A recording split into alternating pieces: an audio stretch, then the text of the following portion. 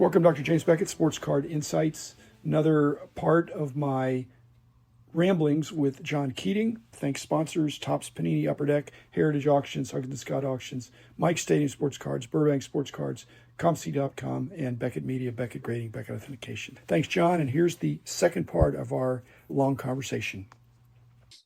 Why does the rookie card even matter anymore? It didn't matter to you and I growing up. Mickey Mantle. But why does it matter to the association? They're not going to make any more money or less money from it. This was 20 years ago. They were going to make more money from it.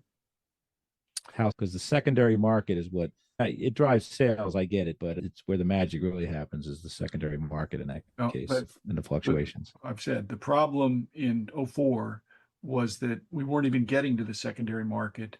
The demand for products that were not Topps and especially not Bowman, that had these jump the gun rookies that had never appeared, put the other licensed manufacturers at a disadvantage who are dealing strictly through the union and only with players that had already appeared in games, were members of the union, whereas Topps had signed up some of these players in advance so they could appear in their sets as kind of like pre-rookie cards. But if they're in a major league uniform or they're in a major league set, and so it wasn't just the secondary market, John. There was inflated interest in Bowman and anything that had the rookies and less interest in the others. And so the whole point of the, especially Baseball Players Association, was to level the playing field so the Topps did not have the advantage they'd always had. And I said, just take it away from them. And they hemmed and hawed. Apparently, as much as I can deduce, they had that advantage for so long. Taking it away is not a simple matter based on changing policy that's singling them out. Now, how they worked it out, I don't know, but it was revenue positive for the non-Topps. And I don't think it was revenue negative that much for Topps. Topps has done fine, but. When you say non-Topps, you're talking about Topps flagship or Topps in general? No, I'm talking about Fleer, okay, Donruss, Score, Upper Deck, any other non-Topps entity that was producing baseball cards at the time. And it was mainly baseball, but then the ripple effect was for all of them. I've got thousands and thousands of cards of can't miss people. Bowman Chrome, Bowman Draft Prospects, Bowman Chrome Draft. It still doesn't matter. We don't learn, I guess. It doesn't matter until it matters. It matters less, but when somebody hits out of the blue, this diamond in the rough or needle in the haystack, that's a big deal. And it makes up for all these other 99 out of 100 that never make it. Baseball's a very difficult game to master and to be great, to even make the card, much less to make the big leagues, much less to be an all-star or a great player. So, yeah, rookie cards don't matter as much as they used to. They didn't matter at all, like you said, in the 60s. In the 70s, it started coming on, but it's less emphasis now. And I think that's healthy. Just like the grade became so important. And now I think people are waking up to say some of the most expensive cards in the hobby are not 10s or 9.5s or even 9s. There's some very expensive cards that are an 8. So why do you have to have a 10? Why do you have to have a 9? Why does it have to be mint? Yeah. The most expensive card ever sold is a 6, apparently. So I like it if rookie card is not so exaggeratedly emphasized, or grading is not so exaggeratedly emphasized. I think grading serves a purpose. Rookie cards, generally that's positive. Instead of thinking, I got to get all the cards. When somebody would come in, what should I collect? It was a good thing in the old days to say, you could start with the player's rookie card. That'd be his first card. But then there became so many rookie cards. Well, which rookie card? And then there was a proliferation of quasi-rookie cards. They weren't really rookie cards, but like I said, they killed the golden goose. And it's not just new people getting in the hobby, but people just latch their wagon onto whatever seems to be the trendiest thing. So it's interesting you say the grading thing is leveling off a little because everybody had to get the biggest, highest number they could get regardless. And now, obviously, last couple of years, we see bargain box slabs for a couple bucks each. Just because it's a 10 doesn't mean it's golden. It probably means if it's a 10 or almost any grade, it's underwater in terms of vis-a-vis the grading fee. To me, that's a junk slab. If it costs $20 to grade it and you can only sell it for $10, you shouldn't have graded it. That's a risk, right? They send out hundreds or thousands of cards and a couple pop, then But maybe people it's worth it. gradually change their behavior as they do the Do they math change or do they weed themselves slowly, out? I guess slowly. because that's two different things, right? We can evolve, and every one of us has evolved in this hobby. But are these people just here temporarily that we're talking Well, about? I wonder what the percentage of people that just get sick of it and leave because it's not a quick hit thing. anybody that's ever been a dad, if you have a child and they're having difficulty, they have choices. One is to bury their head in the sand and think, I'm not going to change anything. But the better choice is to evolve and to say, okay, what are you going to learn from this? What are you going to do different that's not working for you? And then another undesirable thing is I quit. I cannot do fractions. So I'm quitting school. I hate geometry. I'm quitting high school. No, you got to say, I need a tutor, or I've got to have a buddy or friend that understands it. I need to pass this course. I think it's the same thing in the hobby is instead of quitting, you got to say, hey, why am I not enjoying it anymore? To have a mentor or somebody that's dealt with it, just say, hey, what's going on here? You're hobbying in a way that is revenue negative. You're taking the recommendations of dealers who are selling you what they want to sell you, and it's not horrible. It shouldn't be shocking that over time, these brand new releases, except for a few notable exceptions, they decrease in value after they're not the hot, new, shiny thing that just came out. A lot of people are repeating that though. It's so heavily promoted. How many times you have to learn the same lesson? I guess I'm guilty of that in life. Sometimes I need to learn the same thing a couple times before I get it as far as making mistakes. But the boom or bust mentality, we've had that a couple times, and I'm sure somebody's ready for the next one, whether it's Well, 2 years, 5 years, 10 years from now, or whatever. They're ready to do it again. the prices are so high now. I'm not willing to call it the top of the market, but wow. You're generalizing though. You talking modern? Are you talking vintage? You talking as a No, composite? it really anything. There's a perception that perhaps the big money is smart money. I don't think That's always been the case, right? It's land grabbers, whatever. They always know before we know. well, there's that perception, but somebody's going to be holding the bag. In 2020, 2021, there was a peak and then it dropped off, and some people are way underwater from things they bought at the supposed, they didn't think that was the peak. Talking collectors, or you talking dealers? I don't think they're collectors. They're not the kind of guys we're talking about that are only selling their dupes. That person is not thinking, I'm going to trade up for the guy, which I think I know who you're talking about. The trade up is to get a better condition one. And that's not because it's more valuable, it's because it's better looking and it fits in with his set. With all the industry nastiness and the complicated, uncomfortable things, the industry rubs me the wrong way a lot of times. Like I said, it's guiding me towards how I'm supposed to collect as a collector. You're just inundated with that, and it's all driven by money.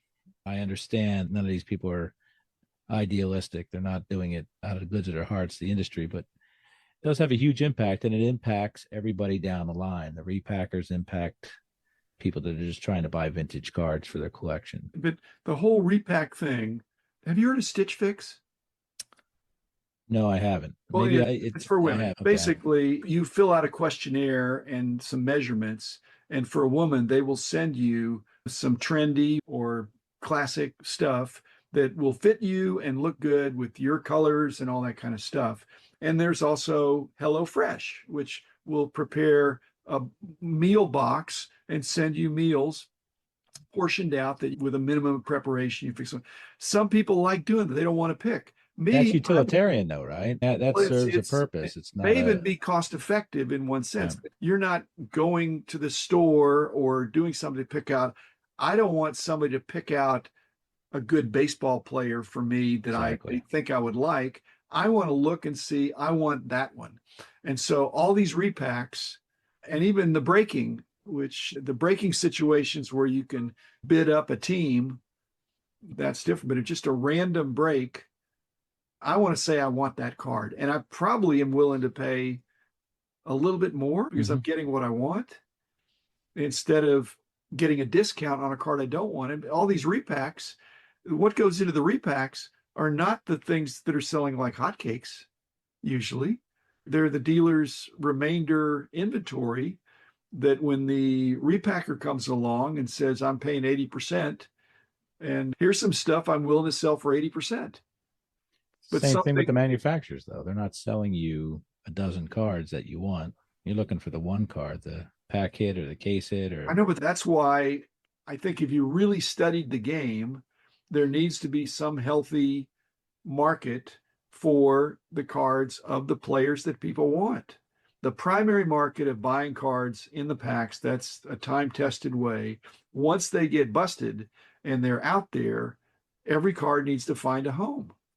I don't want somebody to pick out my next house for me. Though this is a great deal on a house. I don't care if it's a good deal. I want to go look at some houses and pick out the one with the price and the location and all that stuff. So a car, same thing. Hey, here's a car for you. I don't want to say pick out a car for me. I don't want a car. I don't want a repacked car. Actually, that's called a rental. right. In fact, rentals are fun. I do that all the time. And that's what, so flippers are just like car rentals. Yeah. I look at it, flippers are, there's love of the hobby and there's lust of the hobby. Lust is for money or prestige or hyperpretension, whatever you want to call it, which there is a delineation between hobbyists and those people, the flexors and all that stuff. But if people say hobby the way you want, but that has an impact on everybody else. They're hobbying, they're buying not what they like, but what they're told to like, or what somebody has recommended, or whatever. I'm big on knowledge. You're enjoying doing your type cards, and that's studying. You got to know what you have, what you don't have. You got to have some feel for how much you're willing to pay on the go. I'm learning about everything, and then I'm inspired to ask you a question or to talk to my friends. Talk about lifelong learning. I'm doing that continuously through my cards. That's evolving. And if you had a younger collector that was doing that, that can be a lifelong quest.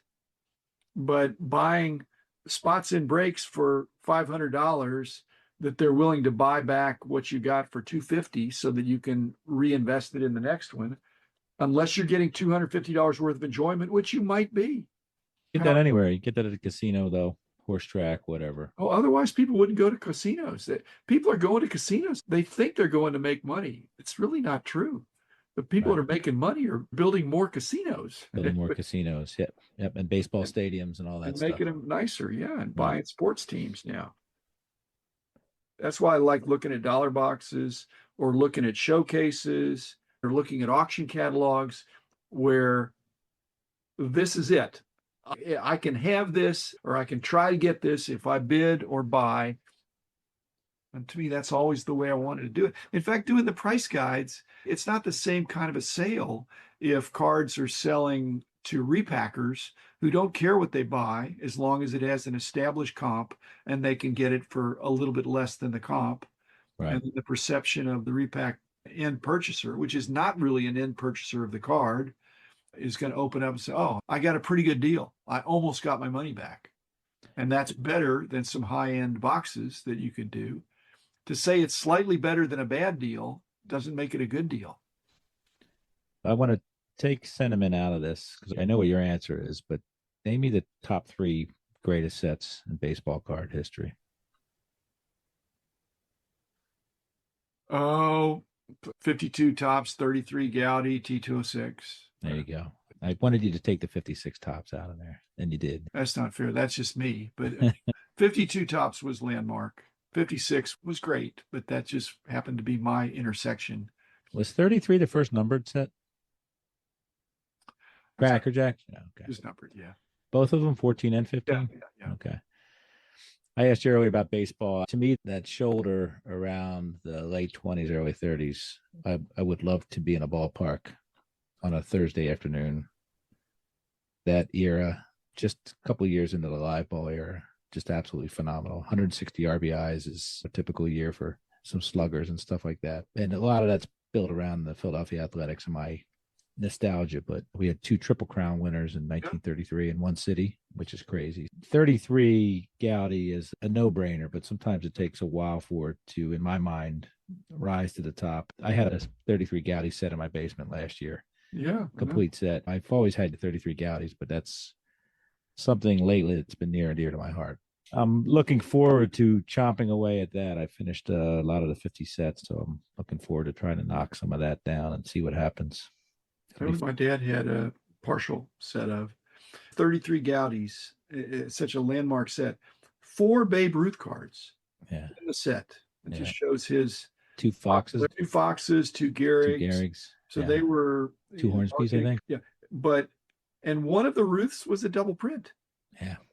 144 is a double print. And you guys, I think, listed them all as rookie cards. Is that correct? 33 Gaudies.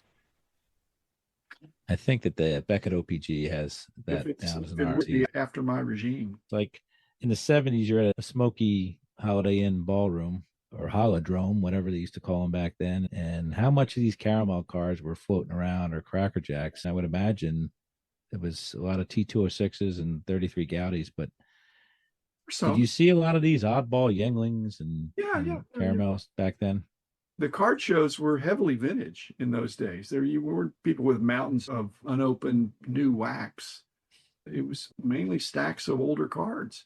And that's how I could do the price guide. I could look around. I could see who had these kind of things. They generally were not for sale, but they could be for trade. If you had something they wanted, they could bring out something. What was on a typical table, though, in the 1970s? Mostly 50s and 60s stuff? Yeah. Now you go to tables and you look at some of these tables, they're just bonkers what they have on there from the teens and the 20s and stuff like that.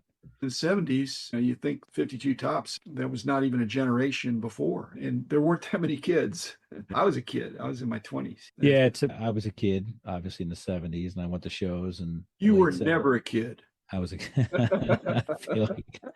For Philly, I was a kid. I looked like I was 35, but I was a kid, trust me. But we were still pack centric, right? Our primary way of collecting cards was through packs. And I don't know when that changed for me. I'm going to tell you, 94 or actually 95, I opened up a lot of packs of cards because I got cards cheap because they were dumping them off because the popularity had ebbed a little bit in baseball.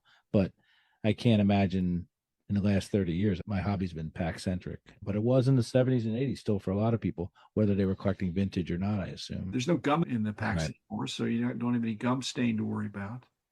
Who's worried about gum stains? I think we need to bring that back. I love them. It's not the dirty secret of eye appeal, but eye appeal is like Mookie Chilson's excited about seeing a pinhole because it means the price dropped 90%. Same card. Same thing with the gum stain on the back. Looks better than a dinged corner, too, a rounded corner. Yeah. But the technical grade, if it's a big old slab of gum stain on the back, if it was the last card in the pack. Was it the T205s or the T206? Topps manufactured stains on the back of the cards, which was neat. That's right. That's right. Yeah. But they did it very subtly. But it looks like it looks like, oh, wow, what's wrong with this card? The kid these days would say, Topps 206 or whatever. Yeah. I remember that. And I don't like that because you got to flip them over and see. Flip them over. You're supposed to look at the back. I'm going to. Fast. You'd be proud of me. Got about 200 cards out of a $1 box at the National. And, it didn't take me long. That's about an hour's work for me. Took me 5 minutes. It was all Frank Thomas's. Wow. Oh. Yeah, they were sorted. Oh, okay. The guy I bought it from, his dad taught me history in 7th grade, and he had left his Yaz box at home, which is literally 2 miles away from my house. Somehow I have 1,200 unique Frank Thomas cards right now. I have no idea why, but I have a little, I go on TCDB and there's a little bit of a gamification there, a healthy little competition. Who's got the most different or what? Yeah, who's got the most different. It isn't a flex like maybe a PSA registry would be, but it's a high level gamification on that. But somehow I bought a collection that had a bunch of Frank Thomases and I continue to add to the collection. Those who know me, I don't think much of Frank Thomas, but I got a lot of his cards, but got them in the $1 box and got a nice little discount, all that stuff. Good.